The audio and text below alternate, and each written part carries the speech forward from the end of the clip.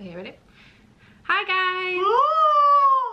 So today we're going to be speaking to children who are brutally honest, and that's what we like, to be able to teach them all about cerebral palsy and about Hannah so that they grow up being more inclusive and knowing more about disabilities. Hannah has a condition called cerebral palsy and she's going to explain what that is right now. I have cerebral palsy, which is a condition that affects my movement and coordination. It means my muscles don't work the way I want sometimes. So cerebral palsy happens because when you're born or when you're in your mummy's tummy, you need oxygen to get to your brain to help make your body strong. So because Hannah stopped breathing when she was born, it meant that the oxygen didn't get to certain parts of her brain, which means that her body now doesn't act the way she wants to. So the signals from her brain don't get to certain parts of the body. We've got some questions from you all. Why does she move her body or mouth like that? Sometimes I know what I want my body to do. It just takes a while for the signals to reach that part of my body. So going back to the brain, this is why Hannah's arms and legs can twitch sometimes on their own or not do what they want, because there's a mix-up between the brain and between the body.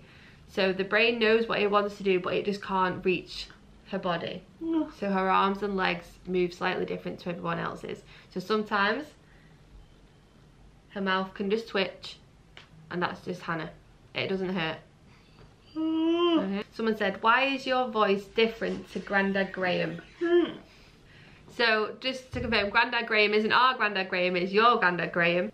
There are lots of different parts in the brain, all used for different things. It depends on where the oxygen struggled to get to in your brain. My oxygen didn't fully reach the speech and language part, but Grandad Graham's oxygen probably did. And so in your brain you've got different sections. So at the front is where all the decisions happen, judgment, focus, your behaviour comes from the front. The back is all about balance and movement. That's the part that's been affected in Hannah's brain. And then the sides come for understanding and can produce speech. So again, the oxygen hasn't reached certain parts of the brain and it's happened something called brain damage. So that's what's happened here. So Noah, age 5, asked again why you can't talk, which we've just discussed, and does your face get tired? My face does not get tired. It relaxes when I am tired or sleeping. So Hannah's face, even though she smiles an awful lot, and that is because she's happy, she can also like relax the face. So that's it, relax. Doesn't get tired, it's quite tight, but other than that, you're quite good. Okay, Oliver, age 7. What caused you to have lack of oxygen when you were born? This is different for everyone with CP, but when I was born, I stopped breathing for a little while. During that time, because I didn't take any breaths, oxygen didn't flow to my brain. And we don't know why Hannah stopped breathing, she was just a poorly baby. Finn, age 10, says, does your right hand hurt? No. Can I do this? Does it hurt? No? Do you want to stretch it out? That's it? Happy? So it just takes a little while for her brain to say, okay, stretch out hand, and we're off. It doesn't hurt. It is comfortable that way. It doesn't hurt when I move it or someone holds it. It is just stiff. Okay, so our friends Cole and Abby, hi Cole and Abby, their child says, I can't remember what child, sorry, says, does having a disability hurt? Personally, my disability doesn't hurt me. I can get spasms, which means I can randomly jump, but the pain doesn't stay. I also have a high pain threshold, which means not much hurts me. Yeah, so some people's disabilities might hurt. Hannah says hers doesn't. So you don't have to feel sorry for her if you see her in the streets. A few people feel sad when they see people in wheelchairs. You don't have to. Yeah. So now we're on to the wheelchair questions. Harry, age 3. Does your wheelchair need charging or does it have an engine? I wish my wheelchair had an engine, because then it would go super fast. but I have to plug it in and charge it every night. Yeah, so it can go super fast, and we'll show you how fast it goes, Harry. Come back.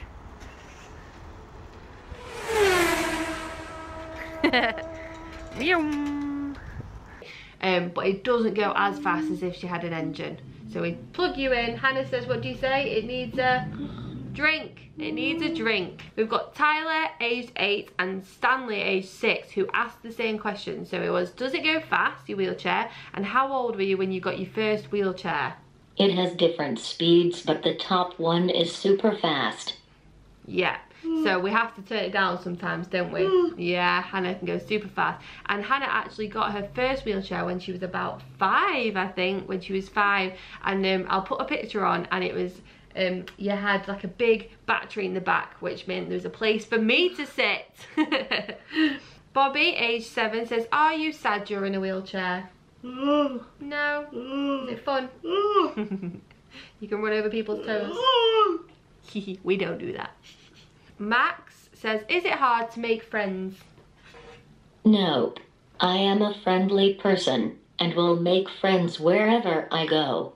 I encourage you to be nice to everyone you meet. Then it's easier to make friends. I agree. I think Hannah is a very friendly person, and you have lots of friends, don't you? But sometimes it's down to the other person to be friendly. So in school, Hannah used to have lots of friends who used to push her around at playground and stuff. But if you see someone with a disability, just go and say hi, make friends with them. So this one I think I'm going to answer, and Hannah can help me. So Mabel, aged 9. So Mabel's brother has complex needs, and her friends say hurtful things and feels embarrassed and ashamed. So Mabel, what we wanted to say to you was that family is everything. Right? I used to have the same problem when Hannah was in primary school, and people would say nasty things. But they're not nice friends if they make you feel sad about your brother. So I would always say, stick up for your brother. You know how amazing he is and how much you love him. And when you grow up, you will forget about all these silly people. Don't be ashamed of your brother. Be proud of him and stick together as a team. But try and explain to your friends why your brother acts the way he does, or all about his complex needs, like we are today. Maybe show them this video.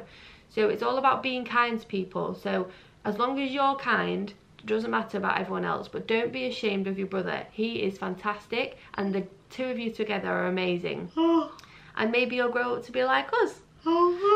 So I know people can be mean, and this goes to the rest of you. So be kind. If you're one of them people that are being nasty, please be kind to those around you. And those who are different, it's okay to be different. As long as you're proud and happy, doesn't matter what anyone else thinks, okay? So this is the end of part 1, so we'll come back for more and ask more questions, okay? Bye!